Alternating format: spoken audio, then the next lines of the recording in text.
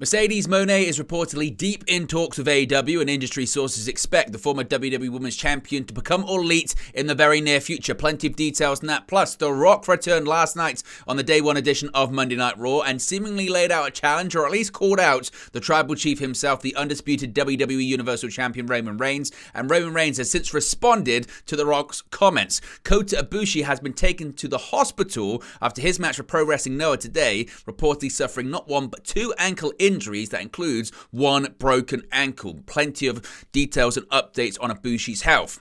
Seth Rollins retains the World Heavyweight Championship last night on the Day 1 edition of Raw. We've got an update on Giovanni Vinci after a match was stopped involving the Imperium member last night on Raw. Speaking of injuries, we've got an injury update on MJF. Dragon Lee has been pulled from the NXT New Year's Evil event tonight due to visa issues. Rhea Ripley is still the Women's World Champion after retaining the title last night on Raw. And Raquel Rodriguez explains why she's recently had a WWE in-ring hiatus.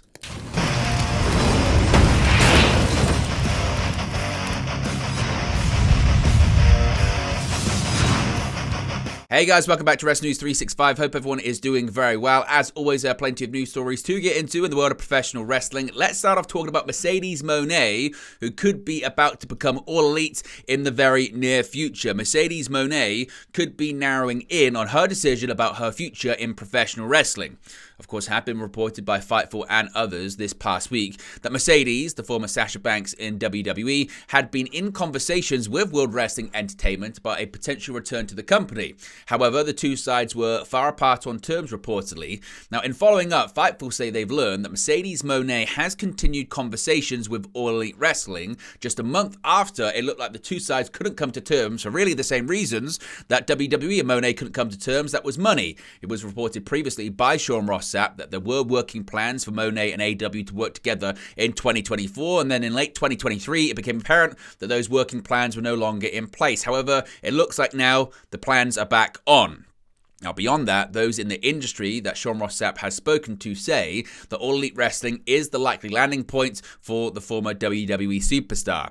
Those that Fightful have spoken to expect Mone to land in All Elite Wrestling, though nobody could confirm that she's put pen to paper and signed on the dotted line. Of late, there have been instances in both WWE and AEW, specifically with the likes of Will Ospreay and CM Punk, where the actual physical contracts between the stars signing with the company were not actually signed until the day of their appearances with AEW and WWE, of course Ospreay at Full Gear and CM Punk at Survivor Series respectively. One source has claimed that they heard AEW and Mercedes were close to agreeing terms on a deal, but also said with caution to Fightful, quote, "It's never official until it's official," end quote. Now, Mercedes was said to have been seeking one of the largest contracts in women's wrestling history. That was actually more than Charlotte Flair's recently newly signed contract with WWE. That was also one of the biggest and largest contracts for a female wrestler in company history. Of course, some people have speculated that Mercedes Mone was the former WWE champion that was going to be returning last night on Raw. It wasn't. That was The Rock. But what are your thoughts on Mercedes Mone possibly landing in All Elite Wrestling? Of course, you've got Mercedes Mone, you've got Serena Deeb coming back, you've got Jamie Hayter coming back. There have been reports and rumors about Deonna Purrazzo signing with the company as well. Is AEW building up a nice, solid core of talent in the women's division? And could Mercedes Mone be the signing that really elevates and propels the women's division forward, which many people have wanted to see in AEW much more often? Let me know your thoughts about that in the comment section below. Now, the wrestling world is still buzzing after the return of The Rock last night during the Day 1 edition of Monday Night Raw.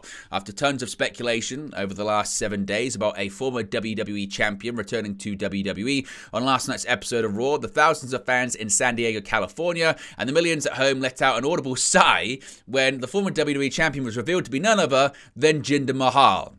But as the modern-day Maharaja chastised the United States, expectations boomed for something more, and none other than The Rock made his way down to the ring, sending the place into a frenzy. From there, things only got more intriguing, as The Rock sang a custom rendition of the United States national anthem to Mahal. Things ended with more physicality that we've seen from the People's Champion in several years. We kind of saw a similar thing in Colorado, where he appeared on SmackDown and attacked Austin Theory last year, but he hit Jinder Mahal with a series of right hands. He dropped him with a spine buster and also hit a people's elbow. From there, The Rock thanked San Diego and told the crowd he loved them and that he was hungry. He noted plans to go out and get something to eat, but asked the crowd if he should sit in the booth, maybe at the bar, which drew a pop from the audience, but also, most importantly, maybe he should take a seat at the head of the table. Now, could that finally mean what the collective would think it would mean, and that is that The Rock seemingly is calling out Roman Reigns for a possible match between the two family members? Now, speculation is about to when this match could happen, with WrestleMania season right around the corner. Obviously, many people are assuming it could be the main event of WrestleMania. Others are suggesting that Elimination Chamber in Perth could be actually a viable destination, considering it's at the Optus Stadium, massive stadium, international premium live event. Could The Rock face off against Roman Reigns there? Well, Roman Reigns has since responded to The Rock's tease on Raw. You can see right there, simply by posting a laughing emoji. Now, again, what this means for The Rock's potential involvement in this year's Royal Rumble and or WrestleMania, we're not quite sure, especially with Cody Rhodes waiting in the wings to finish his story, with many people assuming that Rhodes was going to be facing off against Roman Reigns in the main event of WrestleMania, a rematch from last year's WrestleMania main event as well. So what are your thoughts on The Rock's return? Where do you think this is going? Do you think it's going to be The Rock versus Roman at WrestleMania? Do you think it's going to be The Rock versus Roman at Elimination Chamber? Do you think we're even going to see this match at all, or was The Rock just doing what The Rock does, and that's just teasing the fans with no intention to deliver? Let me know your reaction to that as well. Now, some concerning news when it comes to Kota Ibushi. He's actually wrestled a match today in Japan for Pro Wrestling Noah, and he's been hospitalized after the bout. Now, Kota Ibushi competed in his first singles match in Japan since October 2021 today, where he faced off against Namochi Marufuji in the main event of Pro Wrestling Noah the New Year. Now, the dream match quickly turned into a nightmare for the Golden Star. However, Ibushi went into the January 2nd match with a broken ankle and hand, and he ended up landing awkwardly on his ankle only minutes into the Marufuji match, following a springboard moonsault to the floor. Ibushi ultimately wrestled for 33 minutes before he defeated Marufuji, but the AEW talent was unable to stand following the match, collapsing to the mat in pain after Marufuji raised his arm. Ibushi eventually rose to his feet for a stare down with another star, and the 41-year-old made his way to the back under his own power. But Hochi.News has reported, however, that Ibushi complained of severe pain following the match, and he was transported to a local hospital due to injuries to both ankles. It was noted that Ibushi was injured early on in the stages of the match, and as I mentioned, was going into the match with a broken ankle anyway. The full extent of Ibushi's injuries are unknown at the time of recording this video. And of course, Ibushi has suffered a litany of serious injuries in recent years. He spent 18 months out of action between October 2021 and March of 2023 with a serious shoulder injury. He has since had a couple of matches in All Elite Wrestling. They've been multi-man matches, blood and guts matches, the Like a Dragon street fight as well. But what are your thoughts? What are your reactions to this? Lots of people saying it was quite sad and quite painful and difficult to watch Ibushi's performance in this match, given his injuries. Does this mark the beginning of the end for him? Should he even been allowed to compete in the first place, considering he had a broken ankle going into this bout? And what are your thoughts on his performance? Some have criticised Ibushi's performance really since he's come back from the shoulder injury, noting that he hasn't looked and felt the same since then. What's your reaction to all of it? And of course, we wish Ibushi the best in his recovery. Hopefully he can come back healthier and better soon. Now, Seth Rollins is still the World Heavyweight Champion after retaining his championship last night on the Day 1 edition of Raw. WWE World Heavyweight Champion Seth Rollins retained his title on this week's edition of Raw, defeating former WWE Champion Drew McIntyre in the main event of the show. Rollins, though, was close to losing the championship after Money in the Bank winner Damian Priest attacked him with the briefcase, following which McIntyre then landed a Claymore. McIntyre and Rollins put on a quick-paced physical match, with both putting everything on the table, which included high-flying moves, superplexes, and falcon arrows. The champion seemed to have nailed the win when he landed a curb stomp and a pedigree on the Scotsman, who just about kicked out. Priest and Dominic Mysterio then arrived at the ring, with the latter distracting the referee to allow his Judgment Day partner to hit Rollins with the Money in the Bank briefcase. McIntyre, though, didn't want to lose the opportunity to become a world champion again, and attacked both Priest and Dominic on the outside. He then returned to the ring and landed a Claymore kick on Rollins, but it wasn't to be his day, as Rollins got his foot on the bottom rope almost accidentally and not on purpose really at all. An irate and frustrated McIntyre dragged Rollins to the top of the commentary table, but the champion countered, landing a pedigree on the announce desk. He then dragged McIntyre to the ring and landed a curb stomp to get the 3 count and extend his title reign. This was McIntyre's second loss to Rollins in recent months, as he had previously lost to him at the Crown Jewel show in Saudi Arabia in November. Rollins has now surpassed 220 days as the inaugural World Heavyweight Champion, having won the title back at Night of Champions. Now, we've also got a bit of an injury update when it comes to MJF. Of course, he's been dealing with a lot of injuries recently and recently dropped the AEW World Championship.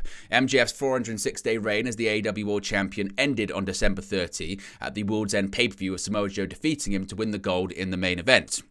Following the title change, it was reported that MJF is now expected to take some time off, with the now former champion reportedly working through a series of injuries during his title reign.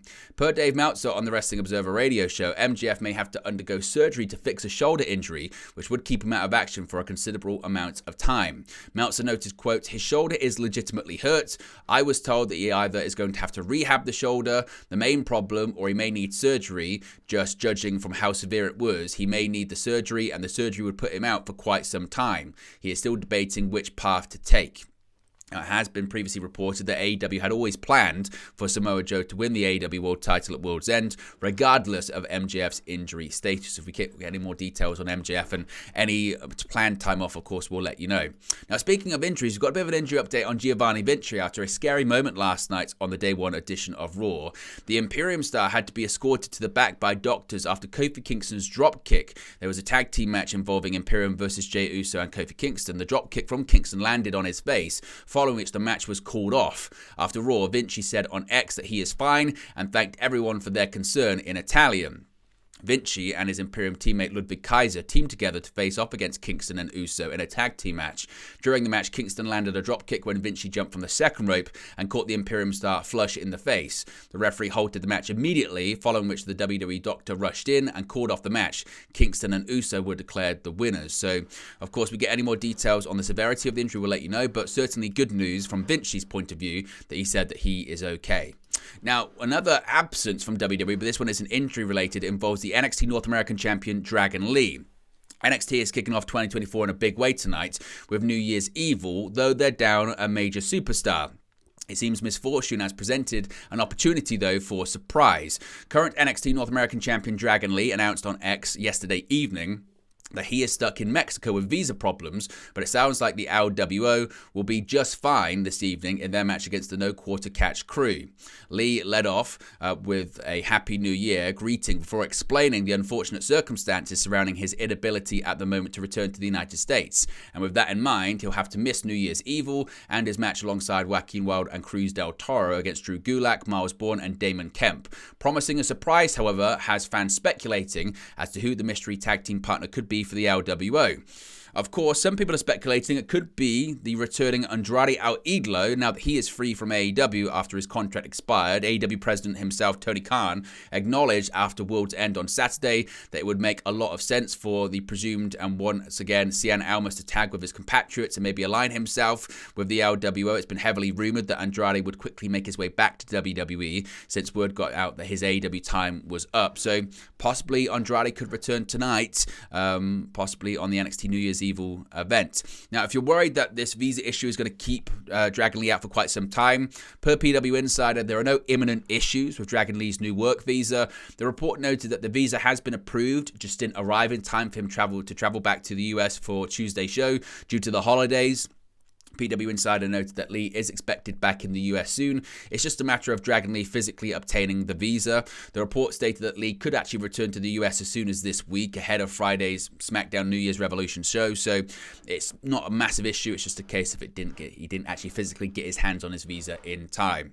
Going back to Raw last night, Rhea Ripley is still the Women's World Champion after retaining the title against Ivy Nile. She put up a valiant effort against Rhea Ripley on Monday, but 2023, just like 2024, now appears to be set to be dominated by the Judgment Day's Mammy. Rhea Ripley was successful in retaining her Women's World Championship on the Day 1 edition of Raw, drilling the Diamond Mine member into the mat with a riptide. While Ripley is a near constant presence on WWE programming, the win marked her first televised match since early December and her first televised title defense since the Survivor Series War Games show back in November. Ripley has been defending the title all over the live event circuit, including a recent match at the live event at Madison Square Garden as well. Finally, a bit of an update when it comes to Raquel Rodriguez. Several people wondering what's going on with Raquel Rodriguez, and she's actually addressed the reason behind her recent WWE in-ring hiatus. The former Women's Tag Team Champion has shared a video on Instagram explaining her absence, revealing that she's been out of action with mast cell activation syndrome. Here is Raquel Rodriguez's explanation of why she's been missing from WWE recently. What's up, guys? Happy New Year. So, long story short, last year I posted a video about being a WWE superstar with eczema, and in the month of December it got progressively worse, and I have been diagnosed with something called mast cell activation syndrome. Basically, I was red, swollen. There was a lot happening in this area physically. It kept me from doing the things that I love, like traveling, going to the gym, and wrestling. And I also didn't want to be on camera. I didn't want to look in the mirror. And I understand that all of those things can mess with someone both emotionally and mentally, but thank God I moved back to Texas when I did, because I had the best support system in the world during this time, which is my family. I'm so grateful to them and for everything they have done for me, and to you guys as well, who have sent me kind messages and reminded me that I didn't have to go through this alone. So to anyone who's been struggling or had to celebrate the holiday season a little bit differently this year, I just wanted to say, remember to give yourself a little bit of compassion and grace for the things that you don't understand and the things that you can't control. Life can be really hard sometimes, and it can throw us these crazy curveballs, and I know they feel like they're going to last forever, but I promise they're not. This is going to pass. So let's go into 2024 remembering to give kindness to others and give kindness to ourselves. I can't wait to see what's going to happen this year. Obviously, we wish Raquel Rodriguez the best in her recovery, and hopefully she can come back soon. Rodriguez hasn't wrestled since facing off against Nia Jax at the December 3rd house show in Maine. But there you go, guys. That's the latest pro wrestling news for you. Be sure to smash a like on the like button. Be sure to subscribe bottom right-hand corner. As always, let me know your thoughts in the comment section below, and I'll speak to you again very, very soon. Hey guys, thank you for watching, listening, streaming, or however you come across this video today. Be sure to click on the video on the right there to watch our next video, or click the bottom there to subscribe, or the bottom right hand corner. Thank you very much, and I'll speak to you again very soon.